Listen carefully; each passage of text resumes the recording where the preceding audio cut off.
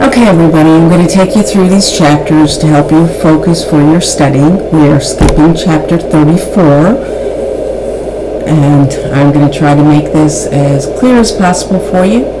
I have planned in class to do some of these pre-quiz questions. This one, true or false, somatropin is used with children who fail to grow due to a lack of growth hormone, which is true.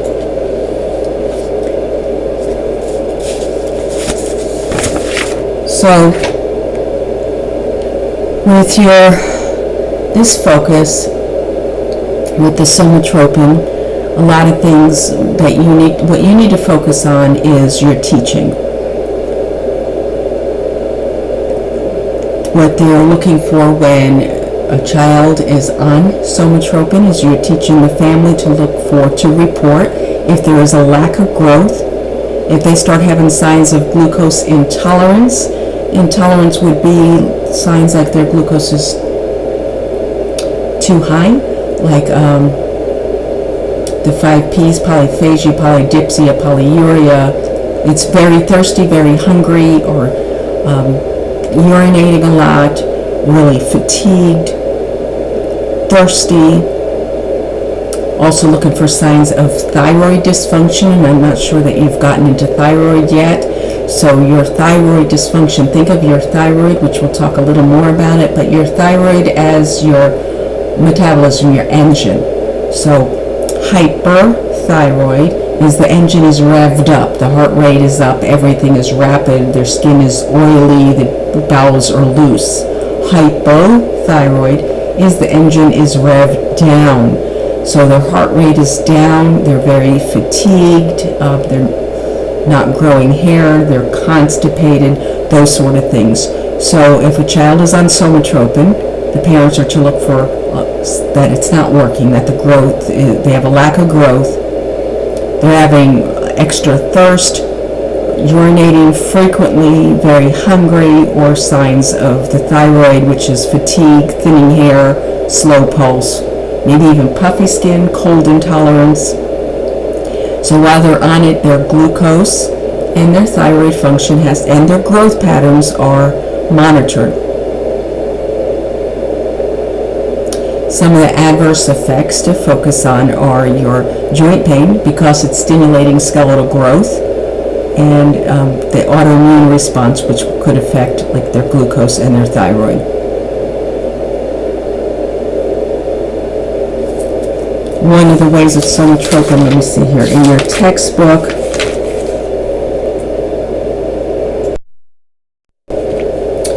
you have your somatropin, your prototype, which is on page 581.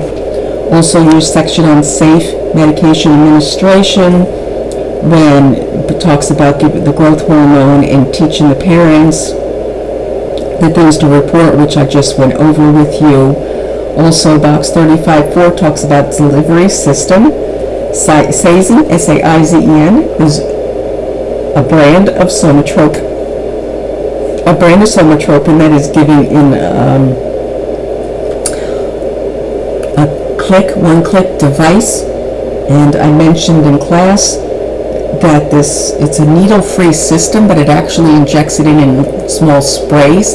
So again, you're teaching like anything else with rotating the sites and assessing the skin for any signs of irritation or problems.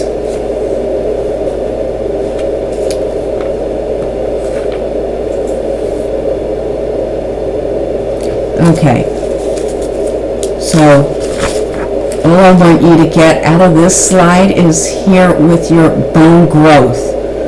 The growth hormone is given until the growth stops. Of course, I don't know how much you've gone into the bone growth, but you have the epiphyseal plate, which is called your growth plate. When there's no more growth plate, the bone has stopped growing. So when there is no more epiphyseal plate is flat, that the growth has finished, it's sealed off, then the child is no longer going to receive the growth hormone.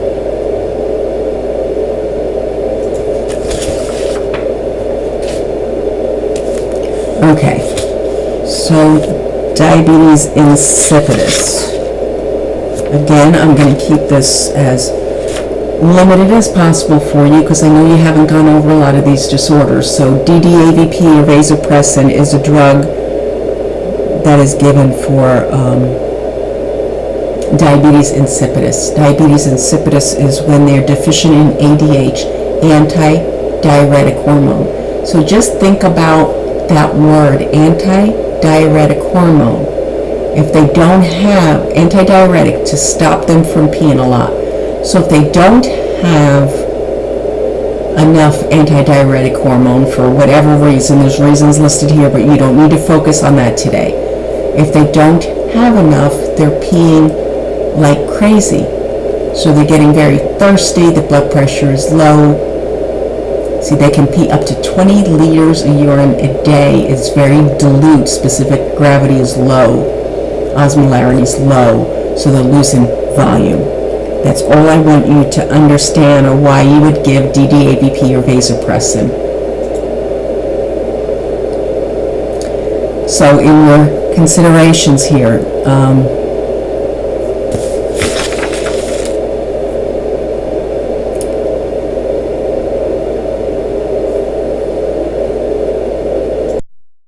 your DDAVP, which is your desmopressin, is given for a person having this diabetes insipidus. Other reasons too, but just looking, we're going to look at the diabetes insipidus. There's some information in your textbook. I want you to look at box 35-1 on the older adult. Any older adult that's getting a hypothalamic or pituitary agent, to focus on them because they're already at risk for nutritional problems, hydration problems, imbalances. So when they're treated with any kind of drug that is going to affect their pituitary and the hypothalamus, they're very high risk for hydration issues and nutrition issues, electrolyte imbalances, like here, hyponatremia, seizures, coma. More so and more at risk in the elderly patient. Your text talks about the desmopressin or DDAVP.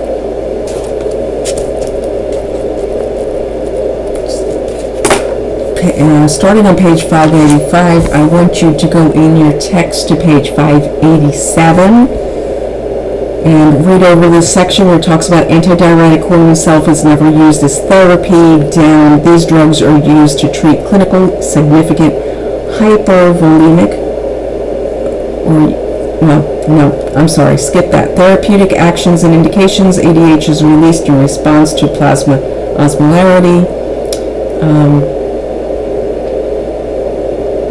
The vasopressin blockers cause a loss of water through the urine and therefore increase in serum sodium levels as the water level decreases. It can be administered in a nasal spray. Look on your Focus and Safe Med administration, talking about how to position them, how to do that. Look over that section. On your contraindications and cautions, flip over to page 588. Look at your cautions. Caution should be used if they have any of the vascular smooth muscle, epilepsy, asthma, hyponatremia, because of course if you are pulling off volumes, the side effect is hyponatremia, low sodium. So you certainly don't want to give it to somebody who already has low sodium or vascular smooth problems such as epilepsy and asthma. You can use with caution if they have renal impairment, but it's contraindicated if it is severe renal impairment. It can be given in more than one route. Table 35.3 on the bottom of page 587 tells you it can be given PO, IV, or sub-Q, and of course nasally. On that nasal administration, I said go ahead and read over that. Look over your desmopressin, Page 588, you have your prototype summary. Look over your adverse effects on there. When you're looking at your same page, your nursing considerations, go down and look over your implementation and rationale. Minor condition nasal passages, it's on anything that you're going to be giving intranasally, looking for ulcerations. And I think that is about it for this chapter. I had some more questions here. So after administering desmopressin to a client with diabetes insipidus, what assessment finding would indicate to the nurse the drug has been effective? Is it decreased skin turgor, increased urination, elevated blood glucose level, or decreased reports of thirst? The answer is the decreased reports of thirst. Skin turgor would not be decreased because prior to treatment you would have a decreased skin turgor because they were peeing too much and dehydrating themselves. You would have a decrease in urination, not an increase, because we're trying to stop the antidiuretic hormone. We're trying to slow it down and let them hold on to some of their fluid. Elevated blood glucose levels has nothing to do with it. You're looking at your sodium. And decreased reports of thirst, of course, is what you want, that they're not dehydrated. Okay, so the nurse carefully monitors the client receiving an anti-pituitary hormone supplement who has what comorbidity? Select all. I talked about those. It's B, epilepsy, C, asthma, and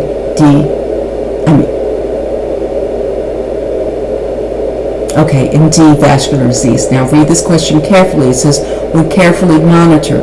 Severe E, severe renal disease, it's completely contraindicated, so you would not monitor them. It would be contraindicated, so make sure you read questions. Okay, so what assessment finding would indicate the need to stop somatropin administration in a child who has taken the drug for several years? Age of 12, in high school, a height of 5 feet has been reached, or closure of epiphyseal plate, and I already mentioned to you that is a closure of the epiphyseal plate. That is all I need you to focus on in chapter 35. We're going to move right into chapter 36. True and false. Or false, patients receiving corticosteroids are immune suppressed and should not receive live vaccines because of an increased risk of infection. And that, of course, is true, because your immune system is suppressed. You can't build up those antibodies. The MMR and varicella are the live vaccines.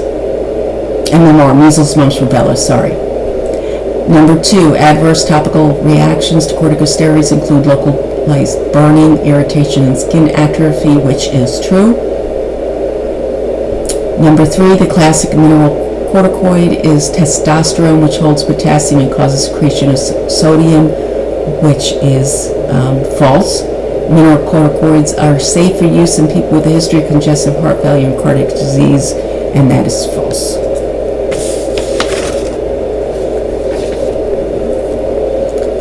Okay.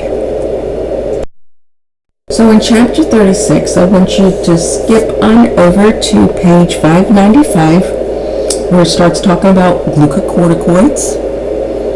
They have their name because they actually stimulate an increase in glucose levels. So keep that in mind. If it increases glucose levels, you're going to have to monitor the glucose, and it's actually, some people on intense doses have to temporarily be on an insulin or something for their glucose, and if they're diabetic, they're certainly going to need more coverage to cover those increased glucose levels.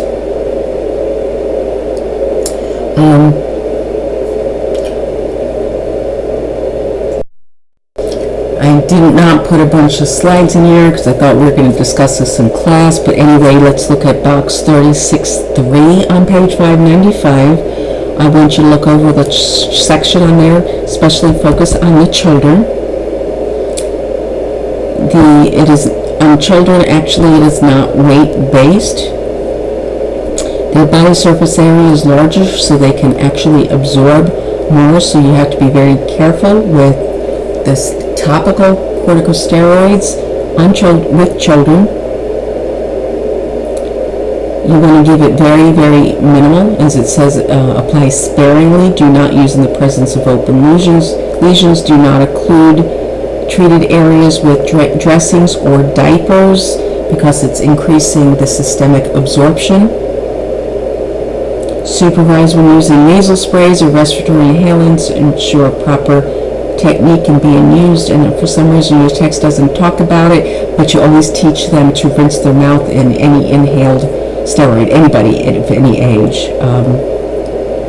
Watching for steroids on any age, any corticosteroid increases your risk for infection, decreases your potential for healing.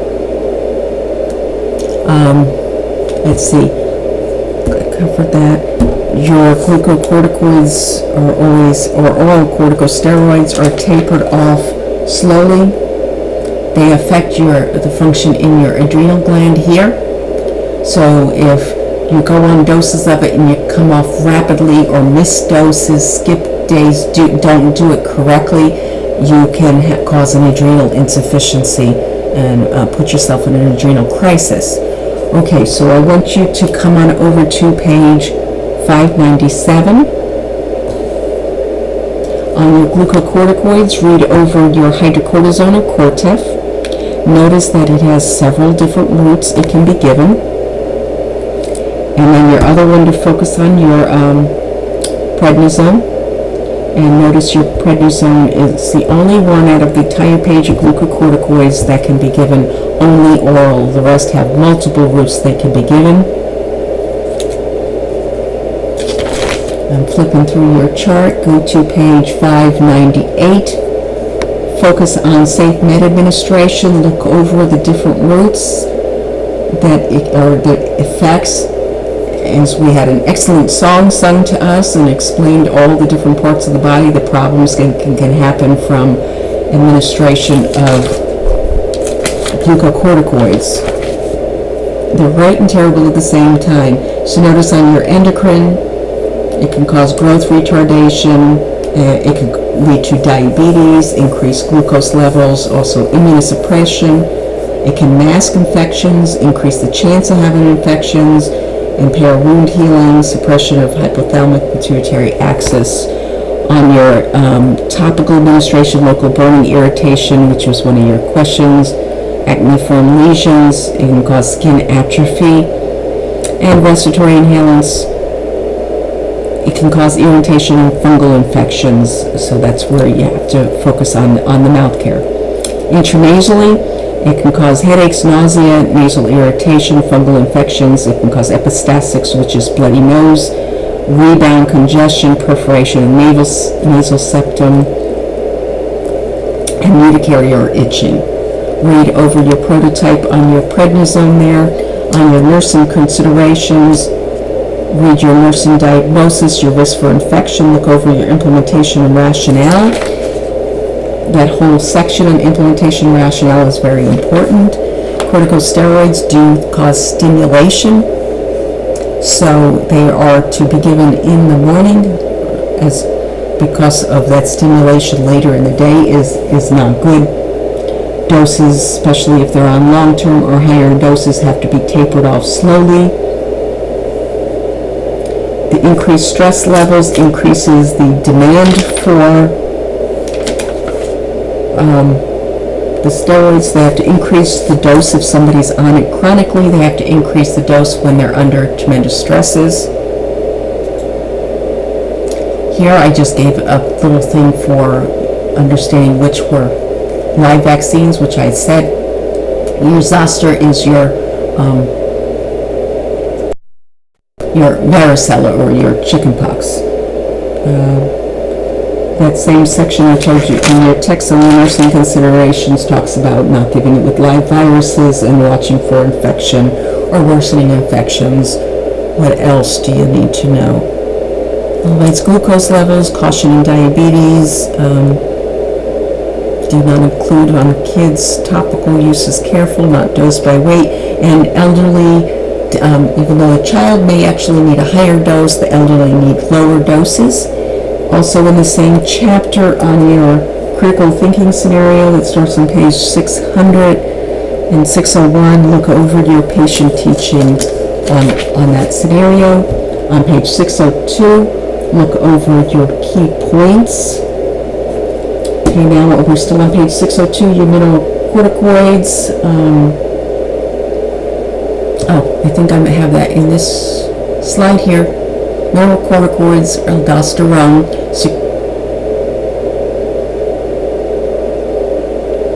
Your mineralocorticoids promote sodium and water retention, so if you have a patient on a mineralocorticoid,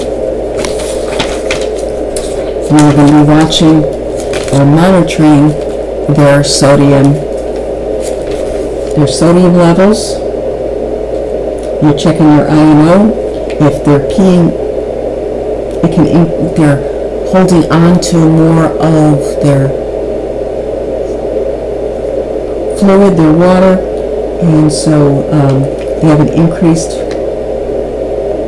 potassium let me start again.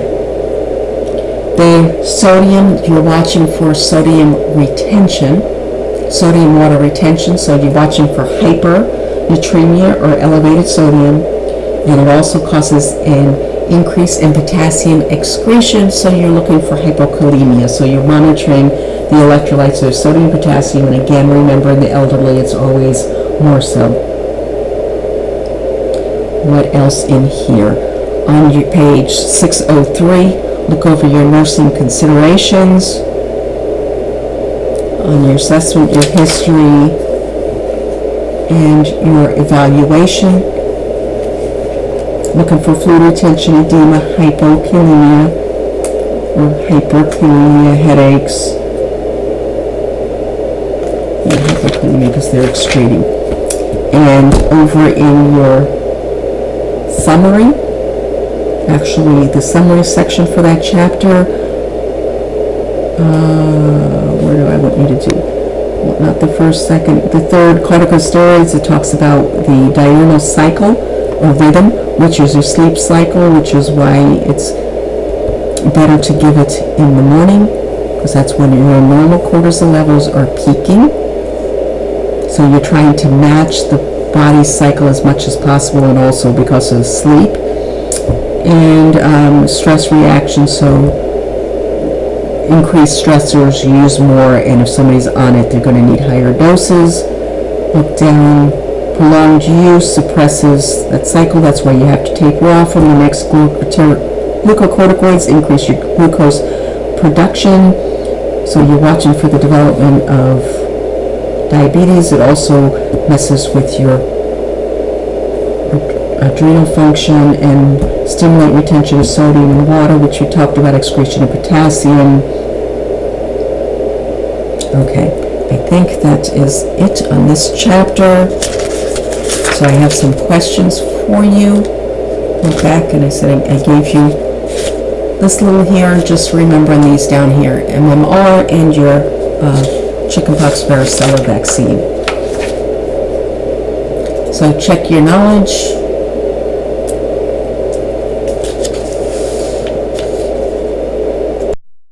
First one you should know by now, glucocorticoids are named because they stimulate an increase in glucose levels for energy. Sudden stopping of corticosteroid therapy after prolonged use will result in adrenal insufficiency or adrenal crisis. Okay. Check your knowledge. The nurse is teaching the client who is receiving prednisone about the drug's possible adverse effects. The client demonstrates understanding when identifying what possible effects: weight loss, abdominal distension, hypoglycemia, or anorexia. It's actually abdominal distension.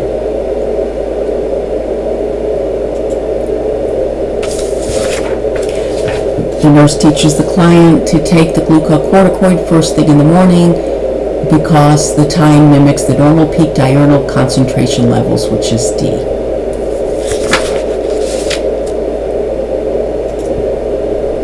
What would the nurse include when describing possible adverse effects with mineralocorticoids? Select all that apply. It is your headache. Remember your elevated sodium or hypernatremia, and edema because you have fluid retention. That's why the abdominal distension. You don't have fluid loss, you have fluid retention. You don't have hyperkalemia, you have hypo or low potassium. The nurse is caring for a client receiving hydrocortisone intravenously for adrenal replacement therapy. Which lab findings suggest therapeutic effects of the treatment? And remember, your hydrocortisone for your adrenal replacement therapy, you're doing this for your sodium, so you're looking for a normal sodium level as your therapeutic effect. Okay, so now we're moving. That is all I want you to focus on in chapter 36. So now we're moving into chapter 37.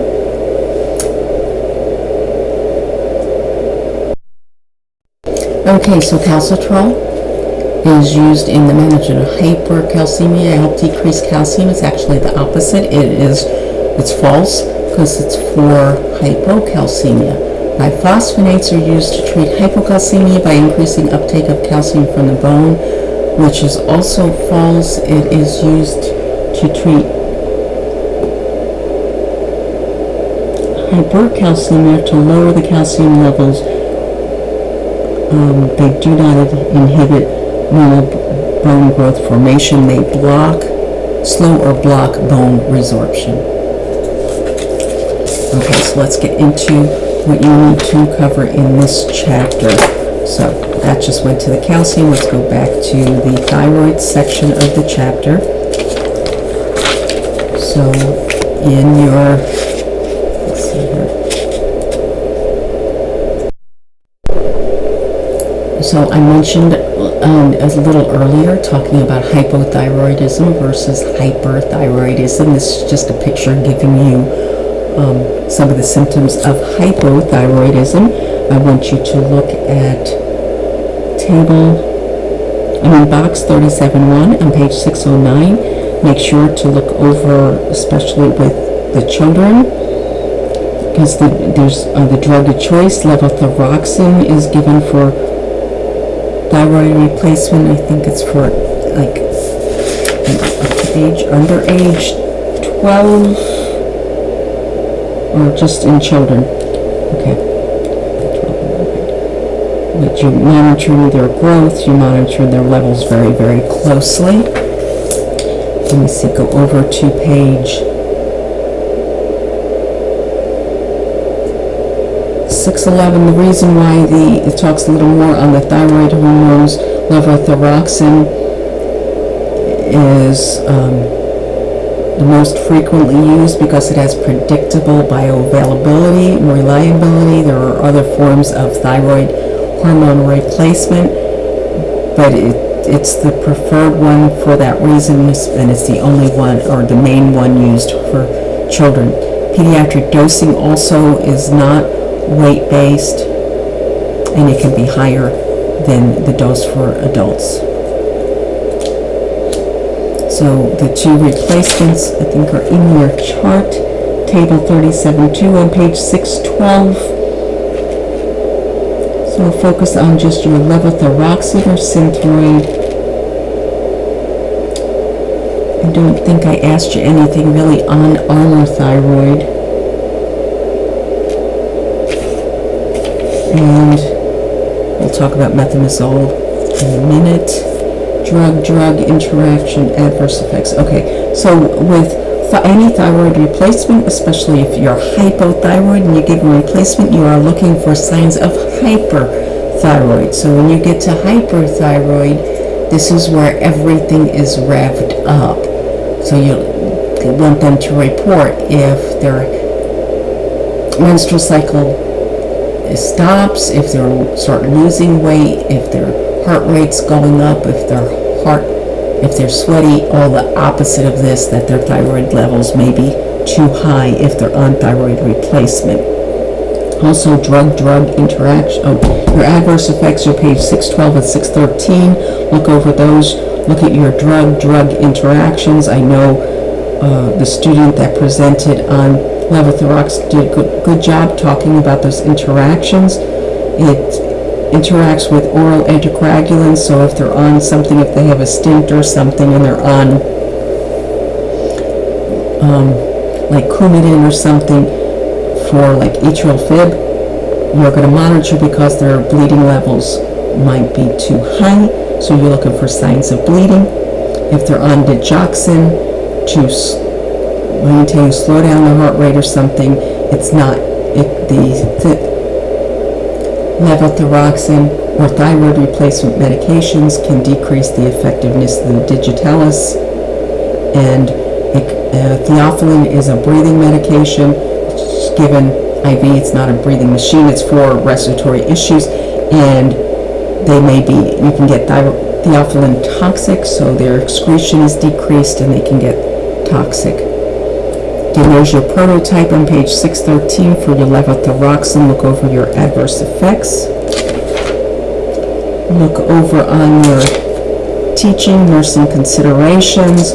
Look over your assessment history, implementation and rationale. Definitely look over your evaluation.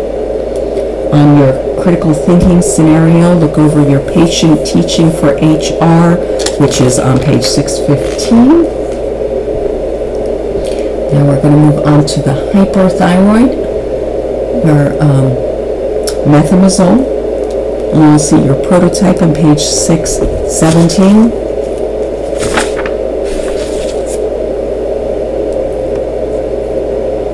So your methimazole, look over your adverse effects there for your methimazole.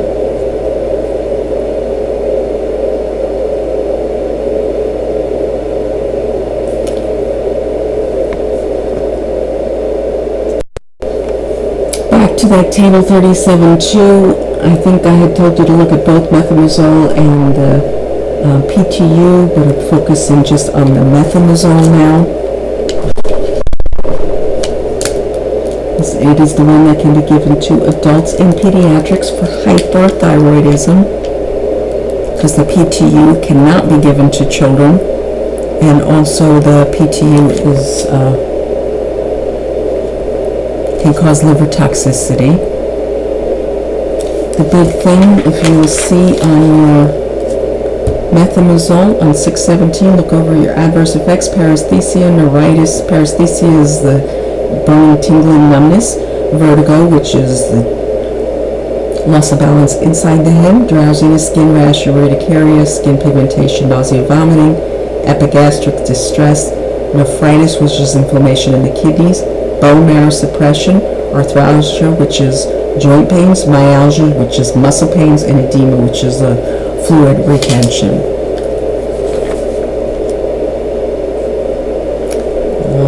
What else on this section? That is it on that. Let's get into here.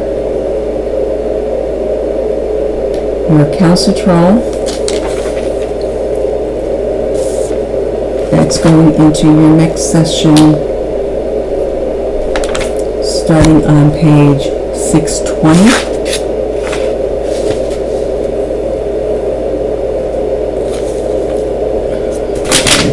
619, I guess parathyroid stuff starts on 619, but page 620, anti-hypocalcemic agents. Of course, you haven't really covered endocrine system, so I'm abbreviating this a lot.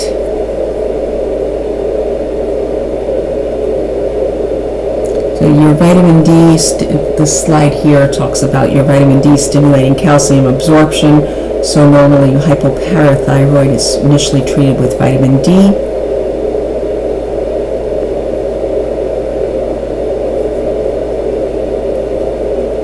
And calcitrol is contraindicated if there's a vitamin D deficiency, or of course if they have hypercalcemia. If their calcium level is elevated, you're certainly not going to give them calcitrol to elevate their calcium level.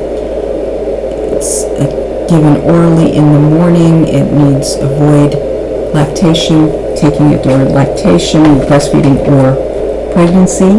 On table 37.4, calcitriol is your first drug listed there, and it says it's given orally. Management of hypocalcemia.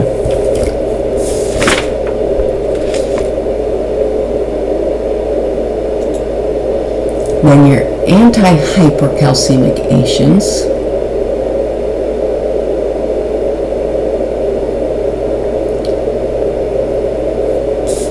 Starting, I guess you have them in your chart on 37.4. Look over your Lendronate or Fosamax. Notice your frequency, that it is given orally. It's given once a week. And then go down to your Evandronate or Boniva. And it's given orally once a month, or IV once every 3 months. Let's get down to your last of your biphosphonates. Now remember that whole group is biphosphonates. Zoledronic acid, or reclassed. It is given IV and it's given once every 2 years. All of these are in the treatment of osteoporosis, and alendronate and reclassed also for Paget's disease or Paget's disease. The last one down there is your calcitonin, and it is given for subcutaneously. It's also given along with vitamin D. I think those are the main things on that page to remember. Now some of your cautions with these. Biophosphonates, they act, slow, normal, and abnormal bone resorption. These are your major side effects: headache, nausea, and diarrhea. I'm going to talk about some more alendronate or Fosamax. What it doesn't mention here is your major GI issues. It's on page 624. Your adverse effects for biphosphonates: headache, nausea, diarrhea. If it's being used for Paget's disease, increase in bone pain in patients with Paget's disease, but this usually passes after a few days to a few weeks. That is important to remember. Also, esophageal erosion is associated with, I know very much with Fosamax, but with any of the biophosphonates, we are watching for esophageal erosion, which is very dangerous. They have to remain upright for at least 30 minutes after taking the tablet and not taking, and the student that presented did a real good job not taking over 5 years because the increased risk of femoral fractures. Look over your alendronate, which is your Fosamax, one of your biophosphonates, prototype summary, that's on page 625. Then your calcitonin, which is on page 624, just above your contraindications and cautions for calcitonins on page 624. It's really high risk to give in pregnancy. Should not be used during lactation. Not be used if any allergy to salmon or fish products. And it should be used with caution in patients with renal dysfunction or pernicious anemia. Go down your calcitonins. You had your adverse effects of biophosphonates. Now your adverse effects on calcitonins. Most common is the flushing of the face and the hands, a skin rash, nausea, vomiting, urinary frequency, local inflammation, and injection sites. And these side effects usually will lessen over time, so for patients complaining about some of these things, it should pass. Just like with your biophosphonates on Paget's disease, it should get better over time, but they need to report it if it's not getting better. So again, let's see, prototype, a calcitonin salmon, look over that on page 625. Calcitonin salmon can be given sub-Q, IM, nasally, and I said the common symptoms, the flushing, the skin rash, urinary frequency, inflammation. That should get better with time. Let's see, I have a slide here, talked about the calcitonin salmon. I forgot I had that slide there. Okay. So let's see how you can do on this. A client with hypothyroidism is receiving thyroid hormone, which assessment finding would indicate a possible need for a lower dose. Remember, you're replacing the thyroid because they're hypothyroid, so you're trying to bring it up. So if it's up too much, which would be tachycardia, which is C. Because the hypothyroid person will have intolerance to cold, slow reflexes, pale, dry skin. You're trying to reverse that. Next is the nurse is teaching a client about taking levothyroxine. The teaching must include select all that apply. That was in your teaching section there. You will take this drug. A is correct. You will take this drug every day for the rest of your life. B is correct. Take the drug with a full glass of water. They should take it first thing in the morning. Try not to take it with other things. C is incorrect. No, you do not take it on full stomach. You take it on an empty stomach because almost everything blocks absorption. D, initially you'll have your thyroid level drawn weekly. It wouldn't be weekly. It could be as early as 6 weeks till you get it therapeutic, and then it's like once a year. E, take the drug the same time every day, and that is very important. That one is correct. So the answers are A, B, and E.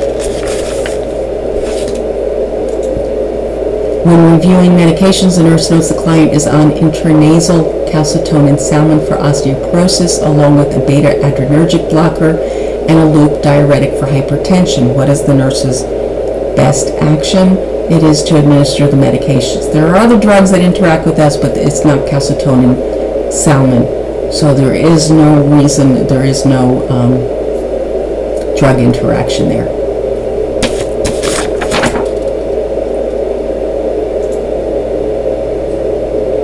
Nurse is teaching a client about taking levothyroxine. Sorry, I went to the wrong page.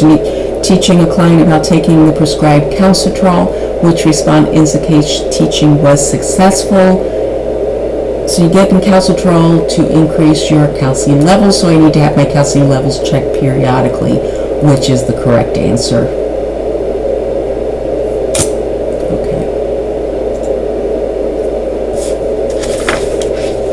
A client with Paget's disease experiences bone pain after starting alendronate, which Fosamax or biphosphonate. What is the nurse's priority response? The pain will begin to subside in a few days to a few weeks is the correct response there. You need to make sure you sit up for 30 minutes. It's not, if you look, yes, you should sit up for 30 minutes after taking it, but the question is focused on experiencing bone pain. What is the nurse's priority response to the bone pain, not the fact that you need to take this, sit up for 30 minutes, even though it is correct. You might experience a significant increase in your calcium levels. Actually, they'll have a decrease in their calcium levels. And D, the pain indicates you need a lower dose of the drug, which is incorrect because the pain is expected but should get better. So A is only the correct answer. And I did that to show you, looking at, yes, B is correct about the drug, but not what the question is asking you. And I think that is it. Yes, so that is all that I want you to focus on in those chapters, and that's the end of this portion for this.